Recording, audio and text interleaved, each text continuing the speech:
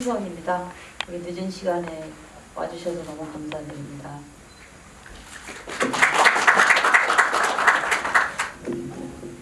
안녕하세요. 젊은이의 양지에서 이준 역할을 맡은 임찬영입니다.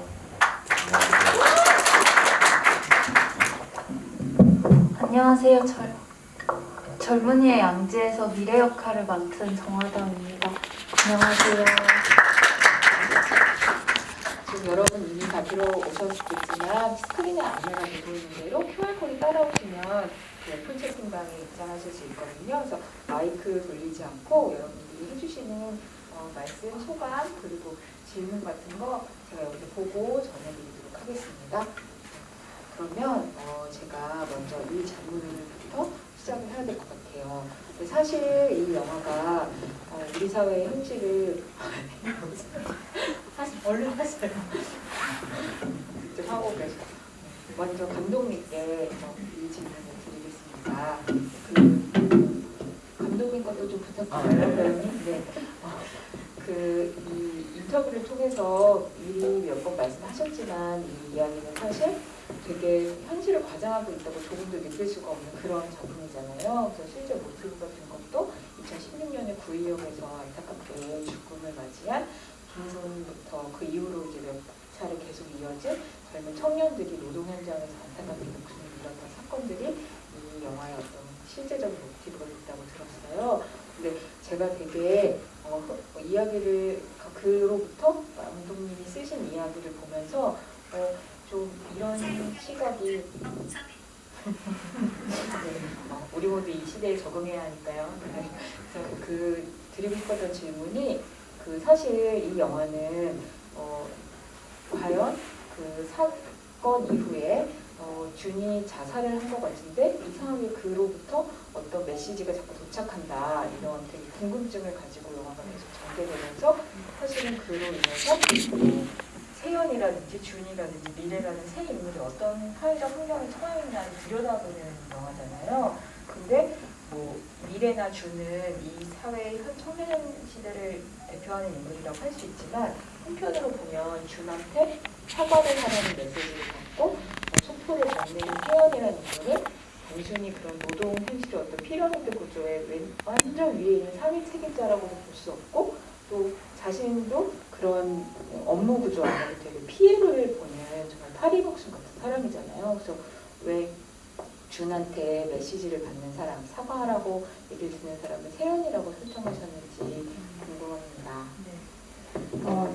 그렇게 한 이유는 제가 사실 그 구의역 사건을 보고 뉴스로 접하고 그 다음에 거기에 많은 여러분 나이대 세대 분들이 굉장히 많이 가서 꽃을 놓고 포스트잇을 붙이고 이 풍경들을 보면서 세월호가 2년 전에 터졌잖아요. 그때도 세월호에 저도 촛불 집회 나갔지만 그 고등학생들이 이렇게 광화문에 나오는 거는 처음 저도 오래 본 풍경이었어요. 그래서 그리고 고등학생 그리고 20대 친구들도 되게 많았는데 근데 어떤 생각을 했냐면 이 청년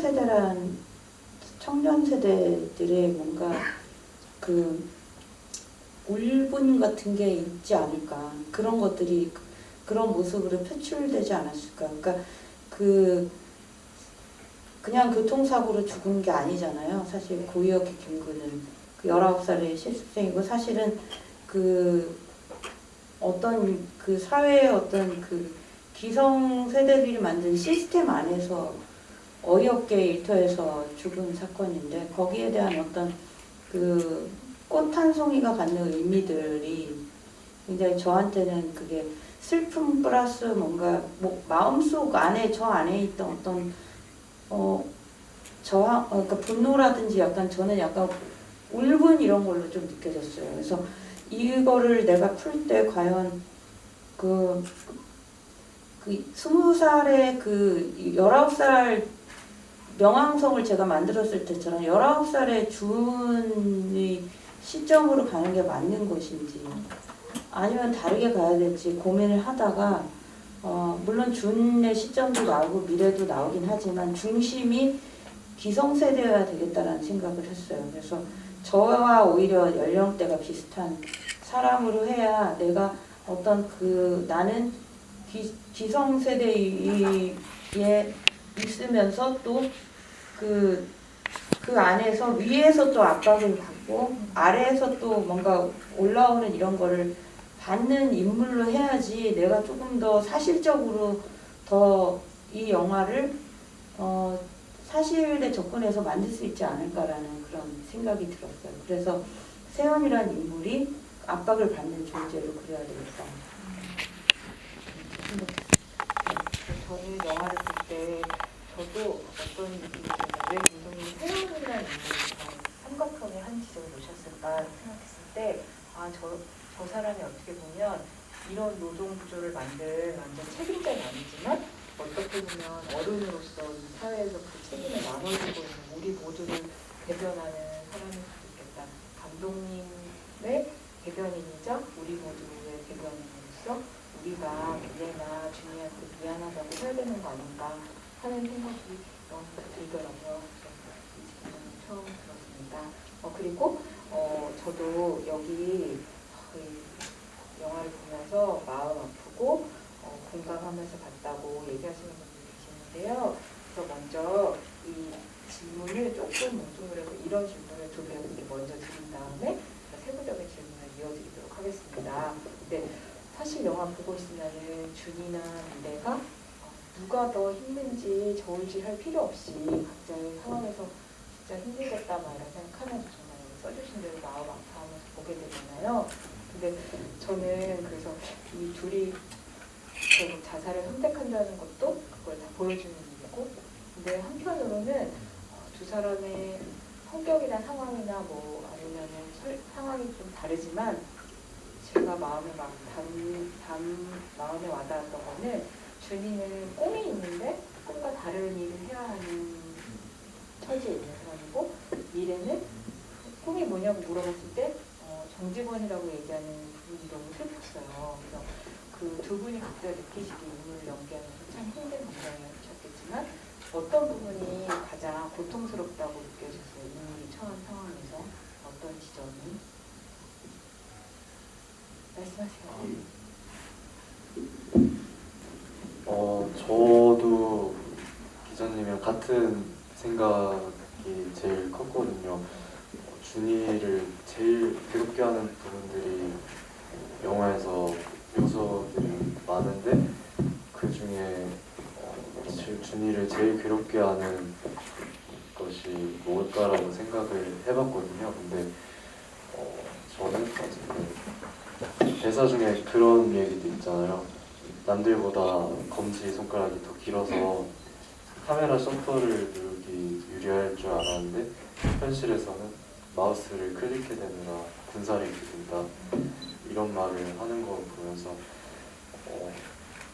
준이가 사진작가가 되고 싶고 자기가 하고 싶은 게 있는데 그거를 약간 외부적인 상황들 때문에 어쩔 수 없이 계속해서 자기가 원치 않는 일을 계속 한다는 점이 되게, 만약에 누군가가 저한테 저는 배우가 되고 싶은데 이제 다른 일을 할 수밖에 없는 상황을 만들어준다면 어떨까, 이런 생각을 해봤던 것 같습니다. 저는 그 얘기를 하시니까 정직원 그 말이 생각이 나는데요. 그걸 연기할 때 약간 정직원입니다 라고 말을 하면 이게 뭔가 센스 있는 대답이라고 느껴주실 줄 알고 미래는 뭔가 대답을 했는데 뭐 전혀 그런 리액션들이 아니고 자기도 막 웃을 수 있게 생각보다 잘 되지가 않은 거죠. 뭔가 좋은 상황을 항상 만들고 싶은데 이게 아닌가?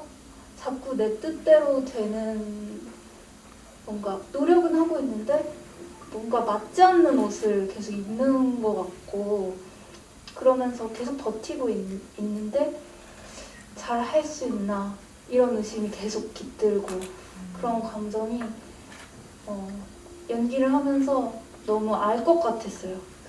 그런 마음이 그렇게 나는 노력을 하고 있는데 상황에서 전혀 생각한 반응이 아니고 그래서 그런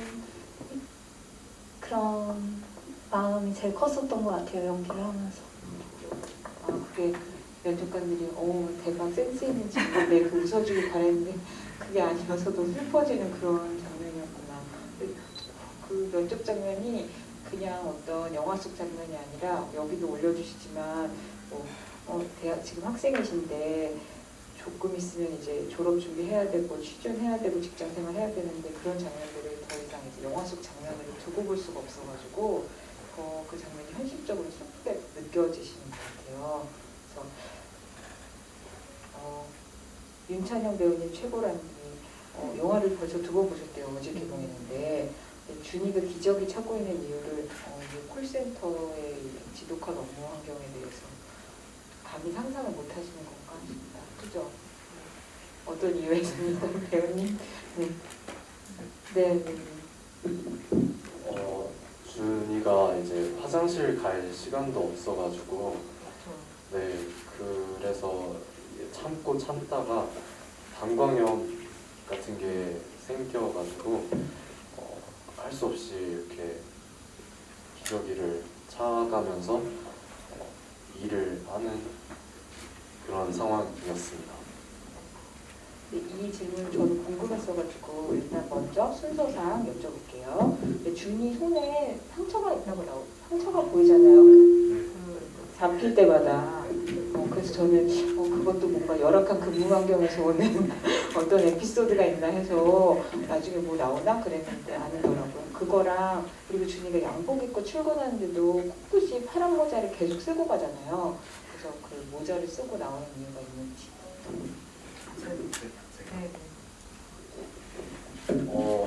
손은 제가 다쳐가지고 그렇게 나왔던 거고요. 넘어져가지고 다쳐가지고 그렇게 영화에 그대로 나오게 됐고요. 모자는 준이가 어쨌든 아끼는 준이의 그런 아이템? 착하는 아이템, 네. 인정하는 아이템. 그래서 계속 쓰고 있던 것 같습니다. 그리고 마지막에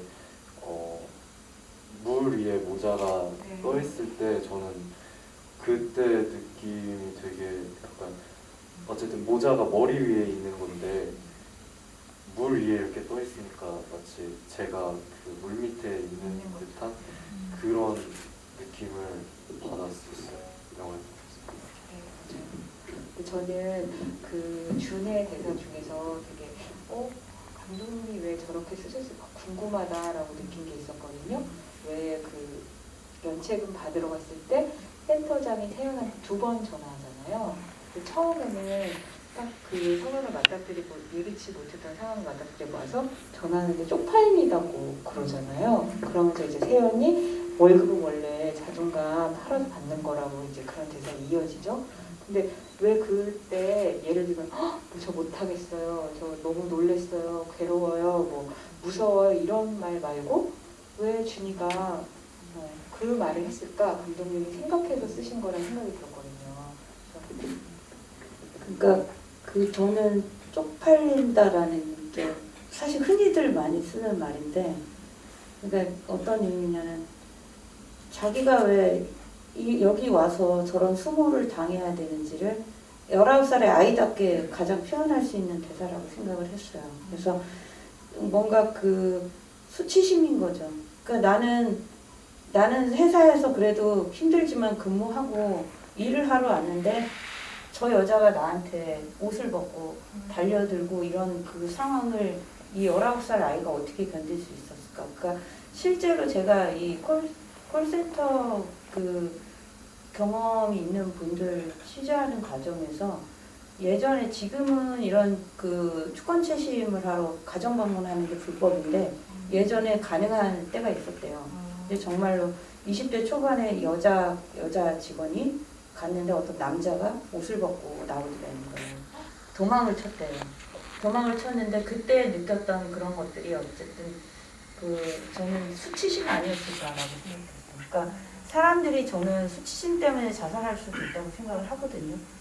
그럴 수 있다고 생각해서 그 준의 대사에 그 쪽팔린다라는 말을 좀 그런 의미로 썼어요.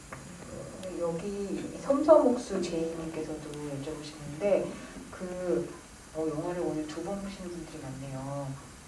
훌륭하십니다, 다들. 네. 근데 그 두 번째 전화할 때도 그 대사가 저도 저 같으면 일단 사람이 죽은 거를 이제 목격한 다음에 전화를 하는 거니까 죽었다고 이 얘기를 먼저 할 것 같은데 거기 있는 그 여자의 아이와의 약간 짧지만 유대 관계 같은 걸 살짝 보여주는 장면이 나오고 하니까 여기 애가 있는데 어른이 없다고 하는 말을 먼저 하잖아요. 그래서 그 대사가 먼저 나온 이유가 뭘까 이것도 되게 궁금했거든요. 그거는 약간 죄송합니다. 네. 그 부분은 우선 그 앞에 그 아이를 사진을 찍어주잖아요. 준이가 그 어린아이를 찍어주고 당장 자기가 봤을 때 먼저 눈에 띈 것이 어쨌든 물론 여자지만 그 앞에 아이가 울고 있는 그 장면이잖아요. 아이가 울고 있고 그러기 때문에 그 말을 할 수 있다고 생각했고 또 사실 그 장면은 그것과 함께 약간 의도적인 대사이기도 해요. 이 영화의 어떤 그 주제와 간통하는 의도적인 대사를 심은 거죠. 근데 그거를 어쨌든 그 상황에 맞게 준이가 그런 말을 할 수 있을 수 있다라고 생각을 해서 냈습니다. 근데 그렇게 보면 섬섬옥수 제이님의 그 해석이 되게 훌륭하신데 여기 어른 없고 애만 있다라고 대사를 할 때 그 애가 그 여자 고객의 딸뿐만 아니라 준이가 자기 자신도 같이 말한 것 같다고. 되게 훌륭한 해석이네요. 그죠? 네. 감사합니다. 훌륭한 해석입니다. 네. 그리고 이어서 저 이거를 좀 이게 궁금해서 여쭤보는데 그 미래가 했던 대사 중에도 저는 저 대사 너무 슬프다라고 생각했던 게 어떻게 보면 가장 희망찬 순간이 2차 이제 합숙 면접을 갔을 때는 그래도 목표가 눈앞에 있었던 거잖아요.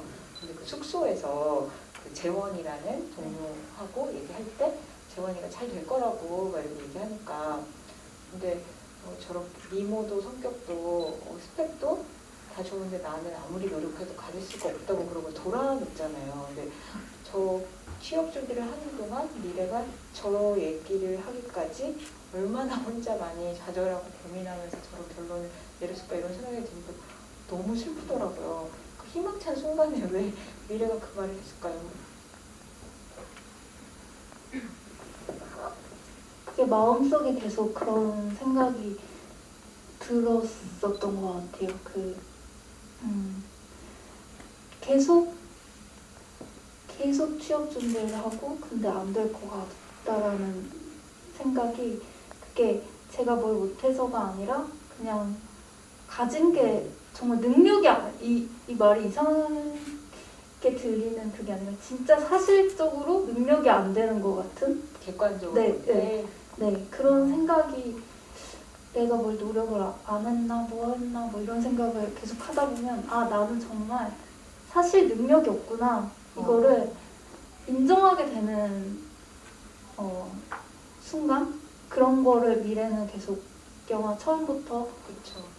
느끼고 시작을 하고 있어서 그 말이 툭 나왔을 것 같아요. 재원을 보면서. 네. 근데 그렇게 생각하면 그래도 목표가 눈앞에 있는 순간에 그런 생각하고 있다는 게 너무 슬픈 것 같아요. 그리고 그게 단순히 미래만이 아니라 취업 준비하는 이 세대 모든 청년들이 느끼는 좌절감이잖아요. 그 대사도 너무 슬프게 봤습니다. 그리고 저 이것도 여쭤보고 싶은데요. 사실 어떻게 보면 세연 그 미래의 엄마인 세연도 어떻게 보면 엄마이자 한 청년의 엄마이자 또 한 청년의 상사로 나오는데 그 잠깐 나오는 정보들을 취업하면 이분도 굉장히 열심히 살아온 인물인 것 같거든요. 보니까 공장에 처음 이제 취직해서 직원으로 일하다가 야학 다니면서 공부하고 지금 그 센터장이 되기까지 정말 그 임원들 상대하는 장면들만 봐도 막 진짜 엄청 힘든 순간들을 다 겪으면서 그 자리에 오신 것 같고, 그래서 세연이 죽어라 열심히 일하면 된다고 하는 게 자기 경험을 바탕으로 한 이야기일 수도 있겠다 싶으면 완전 거짓말은 아니겠다 이런 생각이 들기도 하고 참 오묘하더라고요. 그래서 세연을 어떤 인물을 설정하신 건지 궁금해요. 저는 그 세연 같은 인물들이 정말 제 주변에 많다고 생각하고 여러분들의 부모님이 아마 떠올랐을 것 같아요. 근데 사실 여자보다는 그 남자들도 많지, 사실 어떻게 보면 세연이 여성으로서 그런 자리까지 오는 사람이 별로 사실 없죠. 40이 넘어가면 사실 명퇴를 하거나 이런 대기업에 있었더라도 그만두게 되는, 퇴직을 강요당하는 일들도 있고 그러기 때문에 그런데 그런 인물인데 왜 우리가 그렇잖아요. 열심히 하면 잘 될 거야 라는 믿음을 갖고 살아왔던 세대이죠. 근데 사실 자기조차도 어린 그 자기 딸에게 열심히 하면 되라고 하지만 자기는 오히려 아이러니하게 역시 본사로 들어가지 못하는 확연업체의 그 계약직 임원이고 계약직 이제 센터장이라는 허울만 좋은 그런 거에서 어떤 저는 아이러니를 줄 수 있을 거라고 생각을 했어요. 그래서 본인 스스로 지금 자기도 거기에 신뢰를 할 수 없는 말을 내뱉고 있잖아요. 그게 사실 기성세대들의 모습이죠. 네, 모습이고 이제 저도 때로 제가 말을 해놓고도 내가 이 말 잘한 거야? 나도 역시 나이가 먹었구나.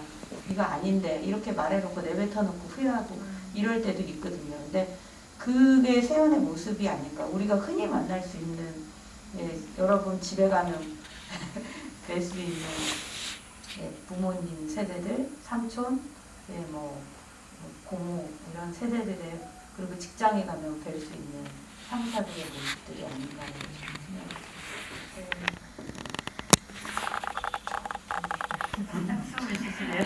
아니 근데 저도 나이가 하루 한 해 먹어가면서 진짜 꼰대가 되지 말아야지, 이거를 인생 가장 큰 목표로 삼고 저를 돌아봐야겠다 이런 생각하는 할 때가 있거든요.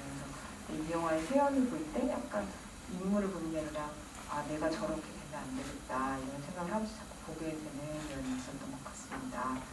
그리고 저도 콜센터 직원이라고 하시는 분께서 여러 질문을 올려주시고 계시는데 그 하나 여쭤보고 싶습니다.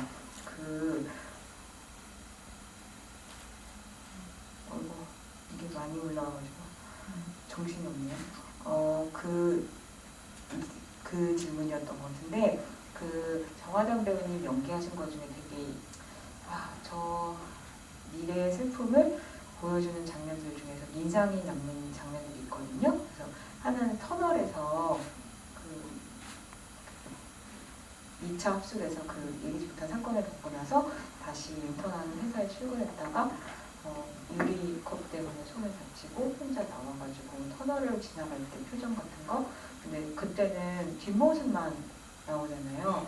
사실 그때 미래가 얼마나 괴로울까 얼굴을 보고 공감을 하고 싶은데 뒷모습이 나오고 또 수에 있는 친구가 나오고 콜라 티셔츠 같은 걸 얼굴을 막 가리잖아요. 그 밑에서 과연 배우님이 어떤 표정을 짓고 있었을까 이런 거 궁금했거든요. 그와 관련된 질문들이 올라왔어가지고 좀 여쭤보고 싶어요.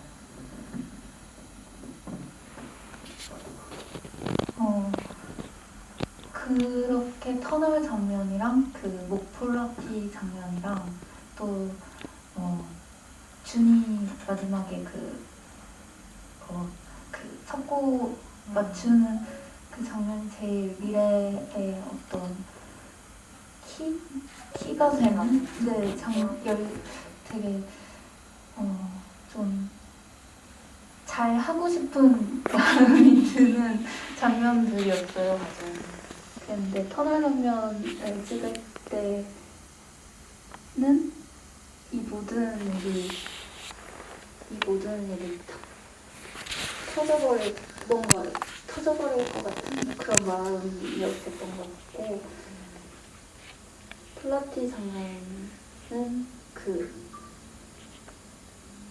장면은 원래도 감독님이 그렇게 쓰여 있으셨어요. 시나리오에? 네, 써 있었어요. 이렇게 플라티를 벗으려고 하는데 이렇게 원래 장면에서는 목을 약간 한번 이렇게 졸라보는 것 같은 그런 느낌. 네 이렇게 그런 거였는데 그게 무슨 마음이었을까 이러면서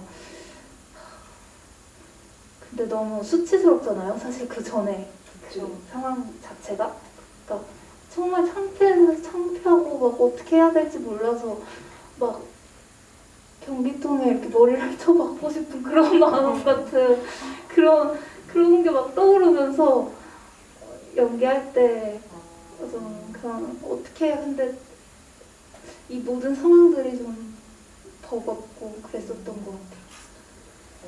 그래도 변기에 머리 안 박으셔서 다행이에요. 목폴라로 대신 해주셔가지고 좋았습니다. 근데 감독님 이렇게 미래가 가장 괴로운 순간들에 미래 얼굴을 직접 보여주지 않으신 이유가 있으세요? 저는 오히려 안 보여주는 게 감정적으로 더 크게 전달이 됐어요. 그래서 사실 그 하담 씨한테 미안한데 저희 첫 촬영이 터널 장면이었어요. 어머. 그러다 보니까 되게 격한 감정이 있는 거를 그때 찍었어야 됐는데 앞에도 찍고 뒤에도 찍었는데 저는 그 편집하면서 그 뒷모습에 주는 그 울림이 저한테 굉장히 컸어요.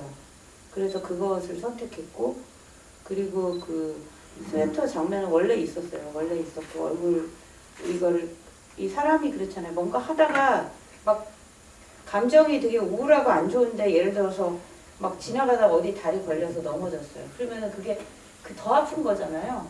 약간 그런 거를 감정적으로 의도를 한 거죠. 그래서 폴라티를 벗으려고 했는데 이게 잘 안 벗겨지고 그때 뭔가 확 올라오는 거죠. 자기의 어떤 감정이. 그래서 뒤집어 쓰고 저는 그렇게 생각했어요. 지금 이 세대가 갖는 어떤 그 절망감이라는 거는 편하게 울 수도 없는 절망감도 있지 않을까. 미래는 계속 웃잖아요. 자기가 약간 불리한 상황이 되면은 살짝 미소를 띄어요. 근데 저는 이런 모습들을 많이 봤거든요.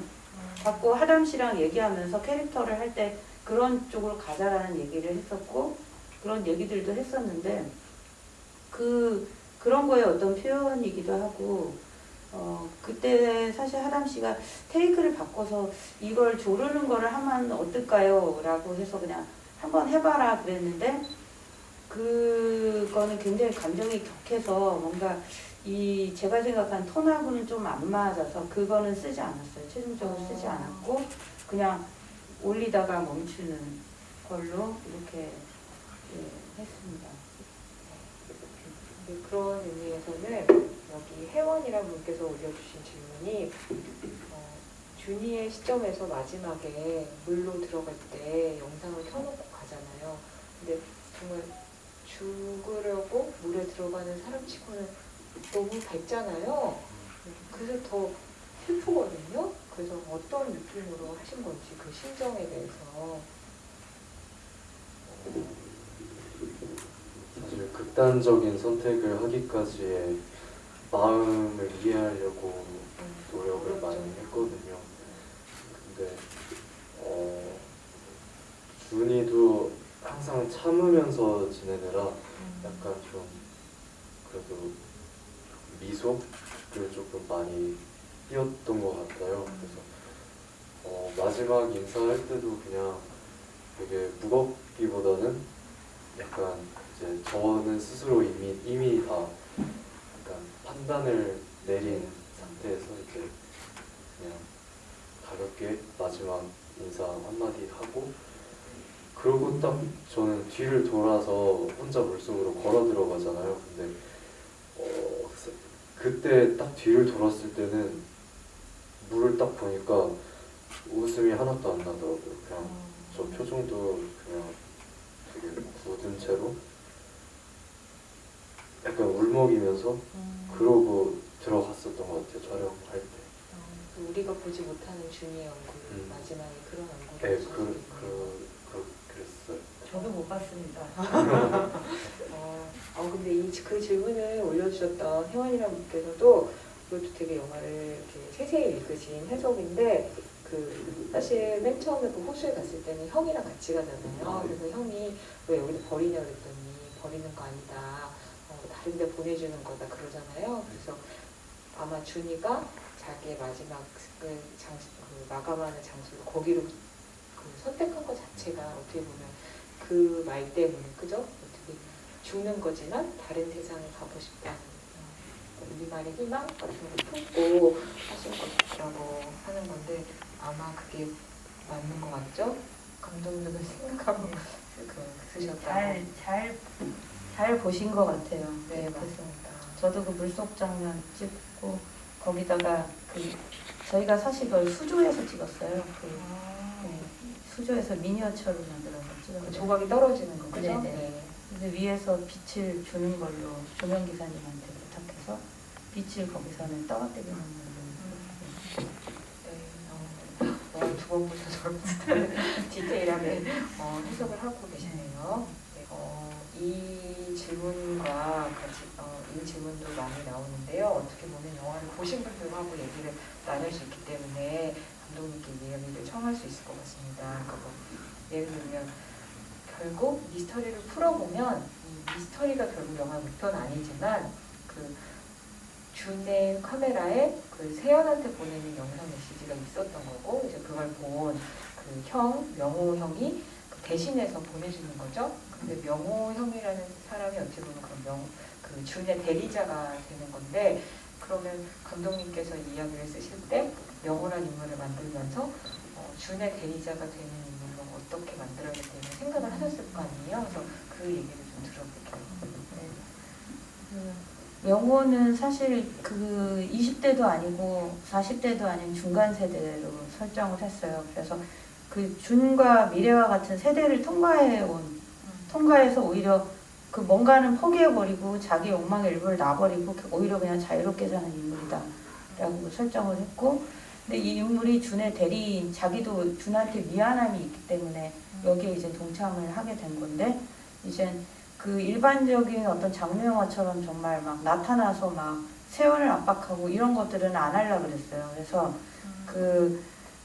굉장히 그래서 좀 고민이 됐던 게 어떻게 안 나타나고 세연에게 압박감을 줄까가 저한테 관건이었어요. 그래서 생각한 게 결국 방탈출 카페라는 공간이 굉장히 좋았고 그래서 거기서도 고민했던 게 마지막까지 있어서 세연과 만나게 할까라고 했는데 그거를 안 했어요. 그래서 오히려 목소리만으로 준의 목소리를 방에서 들려주는 방식을 선택했어요. 그래서 명호는 잠깐 점원으로 아르바이트 점원으로 있는 걸로만 보여주고 그 이후에는 사라져버리는 이런 것으로 했습니다. 그래서 그렇게 하지 않으면은 이게 너무 왜냐면 오히려 저는 세연이 보이지 않는 존재로부터 목소리를 통해서 현장에 있던 준의 목소리를 통해서 압박감을 느끼는 것이 심리적인 공포나 갈등이라든지 이런 것들이 훨씬 더 클 거라고 생각을 했기 때문에 명호를 그런 식의 보이지 않는 대리인으로 생각을 했습니다. 네. 소고기 양지머리라는 분께서 이런 질문을 올려주셨는데 크레딧을 또 열심히 보다 보면 감독님이랑 레인보우 작업하셨던 박현영 배우는 이름이 나오는데 영화를 볼 수가 없다고 요거 얘기 좀 해달라고 하시는데요. 네. 제가 정말 박현영 배우한테 미안한 게 박현영 배우님이 선생님으로 나와요. 실습학교 선생님에서 장례식장에 원래 와서 세연을 만나요. 그래서 애가 이렇게 돼서 너무 안타깝다 이런 대사들이 있어요. 이제 그런 게 있는데 좀 그러면서 좀 잔인한 말을 또 한마디 하는 게 있어요. 근데 그리고 나서 또 이제 노무사를 만나는데 그 과정에서 약간 어떤 편집의 흐름에서 너무 시나리오 때는 크게 이상하다고 안 느꼈는데 연기도 되게 잘했어요. 잘했는데 그 한 장면 출연을 했는데 편집의 흐름에서 세연이가 너무 많은 사람들을 만나는 거예요. 그 호흡 자체가 이렇게 그 너무 뭐라고 해야 되나 단계별로 이렇게 가는 느낌이 있어서 그 부분은 생략을 했습니다. 생략을 하고 예, 제가 그 현영 씨한테 예, 미안하다 얘기를 했죠. 이런 게 많이 안 돼있어가지고 그 얘기가 나온다면 이런 장면들을 그리고 아까 정하다님 목폴라로 연출하신 그 장면도 볼 수가 있겠죠. 네. 그 김희준 씨께서 아까 이 질문도 올려주셨는데 그 아까 그 배우님도 말씀하셨지만 가장 시나리오를 보고 미래의 심리를 가장 잘 연기해보고 싶었던 장면 중에 하나가 그 준의 얼굴 석고상을 다시 붙이는 장면이잖아요. 네. 박스를 열어보고 그걸 다 보면 준이 무슨 일이 있었구나를 대충 알게 되는데 미래가 과연 어떤 마음으로 그걸 다시 붙였을지 그리고 준을 따라서 그 호수로 가는 거잖아요. 결국 그 결심을 하는데 그건 또 어떤 마음으로 그런 거였는지 말씀을 좀 드려볼게요. 편집된 장면 중에 하나가 그 장면에서 TV를 보고 이 준이 얘기가. 실습생 죽은 이 친구를 화면을 그때 보고 석고상도 보고 거기 안에 있는 USB로 그 준이가 세연한테 보냈던 그 영상들도 보면서 미래가 준이의 존재를 되게 세연이랑 이렇게 가까운 사람인 것도 알게 되고 이 친구의 마음을 약간 충격적이면서 뭔가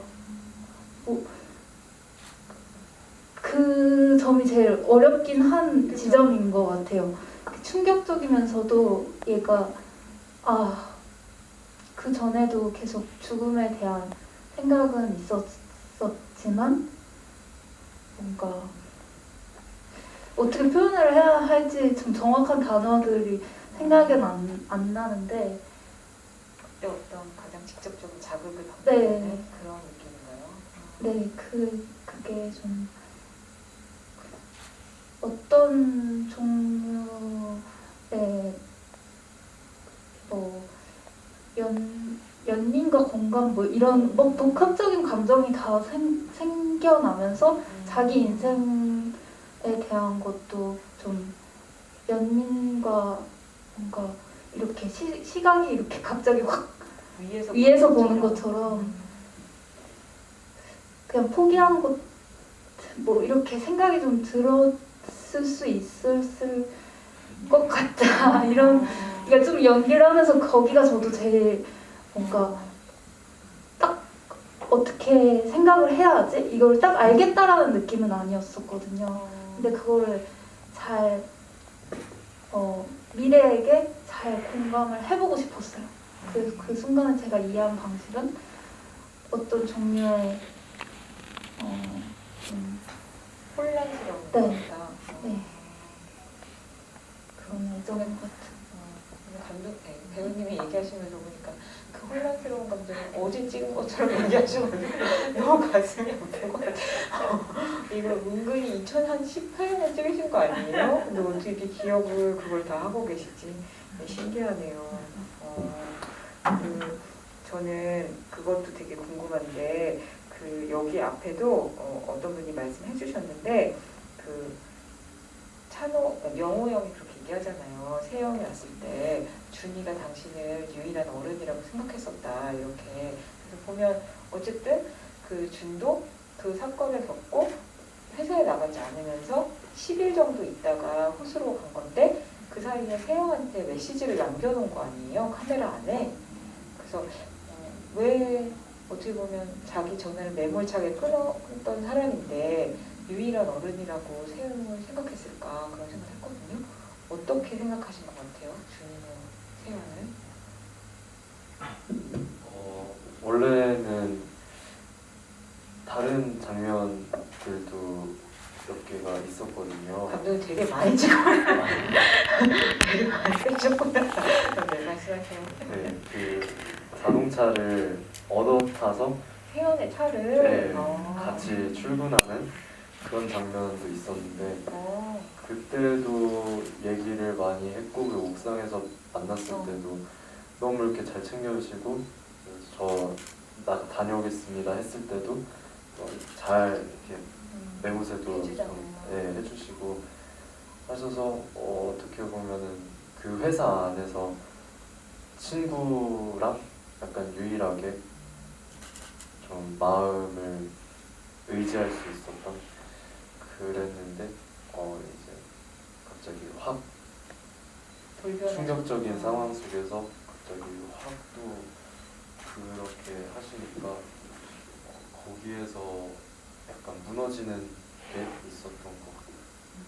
그래서 오히려 그 사람한테 더 뭘 남기게 되는 그런 마음이었을까요? 네.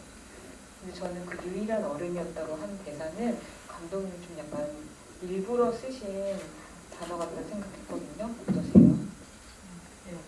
그러니까 그 저도 사실은 이걸 하면서 저의 20대를 떠올렸던 것 같아요. 나의 20대가 어땠나. 일부러 막 일기도 지져보고 그랬어요. 옛날에 쓴 일기. 그러면은 뭐냐면은 제가 기억했을 때 제가 정말 그 존경하고 막 이랬던 직장 선배든 누구든 그런 사람들이 어느 순간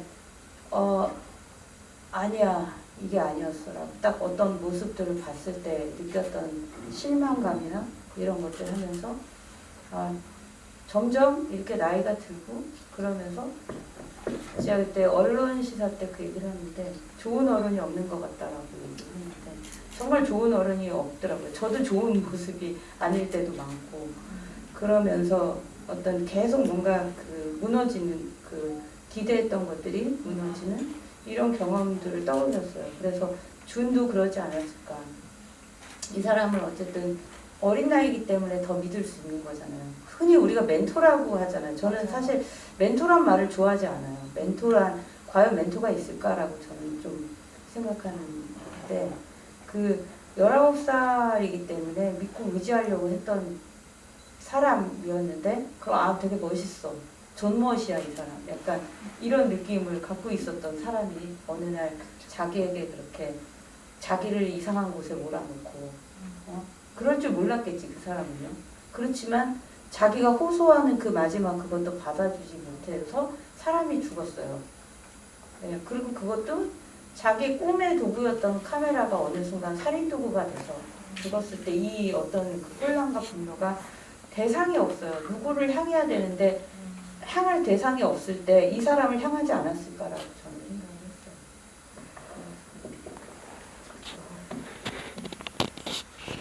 생각했어요. 아직 이게 못해드린 질문이 너무 많은데 제가 시간이 거의 다 돼가지고 이 질문을 마지막 인사와 더불어서 영화 관련해서 한마디씩 부탁드리면서 끝내줘야 될 것 같습니다.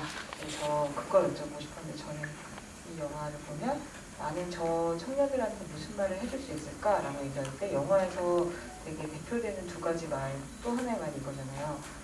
죽어라 열심히 하면 뭐든 할 수 있다는 말, 표현의 말과 또 하나는 영어 연기하는 너무 애쓰지 말라고. 근데 정반대의 말이죠. 근데 나는 그럼 두 말 중에서 뭘 해줄 수 있을까 생각하는데 두 말 다 너무 슬픈 거예요.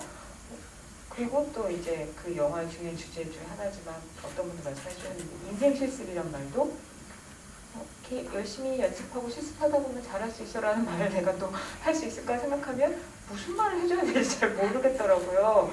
근데 물론 두 분은 아직 되게 청년의 나이시니까 같은 청년 세대에게 그 감독님은 이 영화를 쓰시고 연출하시면서 고민하시는 느낌으로 어떤 이야기를 해주실 거라고 생각하시는지 마지막 인사와 함께 이 어려운 질문을 드려보도록 하겠습니다. 저는 영화를 만들어 놓고도 이 대답을 선뜻 못 하겠어요. 그러니까 그래서 뭐라고 해야 되나? 그러니까 그냥 제가 할 수 있는 건 그 마지막에 세연이 했던 말인 것 같아요. 그 병원에서 있을 때, 그러니까 너무 우리가 진짜 달리고 있잖아요. 세연도 달리고 모두 다 달리고 있고 정말 미친 시스템 안에서 달리고 있는 모습을 제가 그렸는데 세상이 그렇다고 좋아지지 않고 사실 저는 이 코로나 이전에 저희가 사실 2019년 2월에 아니 2019년도에 2010 기억이 안 나요. 어쨌든 그때 이 영화를 코로나 이전에 사실 찍었고 근데 그 이후에 이제 모두 다 마스크를 쓰고 만나는 이런 이 뭔가 이상한 상황이 됐어요. 그래서 이런 아이러니들을 느끼고 있는 영화인데 그러니까 어쨌거나 잠시라도 멈춰가야 되지 않을까라는 생각을 했어요. 그래서 엔딩의 결말도 그런 결말을 내리는 거예요. 좀 일시정지, 일시 멈춤이라는 게 있어야 우리 삶을 달려갈 때 잠시라도 있어야 되지 않을까라는 생각을 하고 찍었습니다. 그 말을 해주면 될까요? 대답이 될까요? 네, 그런 것 같아요. 너무 어려운 질문이죠? 저는 약간 각자 개개인의 아픔에 대해서는 다 각자만의 이유가 있고 사정들이 있을 거 아니에요. 그래서 거기에 대해서 되게 쉽게 말하기는 어려운 부분인 것 같아서 근데 저는 이 사람이 고통을 약간 서로 누군가한테 나눴을 때 약간 좀 고통이 덜해지고 조금은 괜찮아진다면 충분히 들어줄 것 같아요. 그리고 들어줄 수 있을 것 같고 그래서 조언은 선뜻 하기에는 어렵겠지만 그래도 저 같으면 주변에서 힘든 이야기를 한다면 그냥 묵묵히 들어주고 싶어요. 네. 훌륭한 사람이네요. 주변에 들어주는 사람이 있으면 좋았을 텐데, 그죠? 저도 질문이 들었을 때부터 짧은 시간이지만 고민을 해봤는데요. 네. 이 말도 저 말도 다 뭔가 어려운 말인 것 같아요. 말로 해내기가. 그래서 생각해보면 저도 그렇고 제 주변 사람들도 그렇고 다 잘 살고 행복했으면 좋겠는데 이게 다 어떤 식으로 무슨 말을 해야 할지를 모르겠어요. 그냥 오늘 마지막 인사를 겸해서 하자면 다 와주셔서 감사하고 다 좀 사랑받고 편안하게 살 수 있으셨으면 좋겠고 잘 지내셨으면 좋겠는 마음입니다. 네. 박수. 사실 이 질문이 막 엄청 올라오면서 이 영화 공부하시는 분이나 연기 지망생들도 많으신 것 같은데 어떤 부분에 대해서 구체적으로 물어보셔서 많거든요. 집에 가시면서 정도 가시길 바라고 다 못 물어봤는데 너무 죄송합니다. 근데 진짜로 이 질문해 주신 거 너무 감사해서요. 제가 그 5가지 아이디를 지금 적어놨거든요. 불러드릴 테니까 이따 나가시면서 여기 앞에서 이따 끝나고 나가시면서 3분이 미리 오셔서 친필로 사인하신 포스터 5장이 있어요. 그래서 그거를 받아가시면 되겠습니다. 손 한번 들어주세요. 섬섬옥수 제이님. 네, 이때 받아가시고, 네. 김희준님. 네, 받아가세요. 그리고 혜원님. 네, 받아가시고, 소고기 양지원님. 너무 궁금합니다. 어디 계세요? 소고기 양지원님. 왜 어디가, 안 계세요? 밖에서 했나봐요. 정말요? 소은님. 소은님 계시고, 그러면 한 분을 더 찾아야 되는데. 그러면 저도 콜센터 직원님 어디 계시죠? 네, 받아가시길 바라겠습니다. 네, 너무 감사드리고요. 그럼 다 같이 일어나서 인사하고 끝낼까요? 네.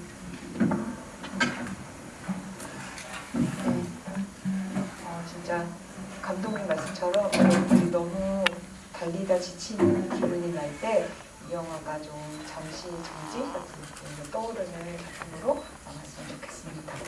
끝까지 함께 해주셔서 감사합니다. 영화 홍보 많이 해주세요. 네. 많이 해주세요.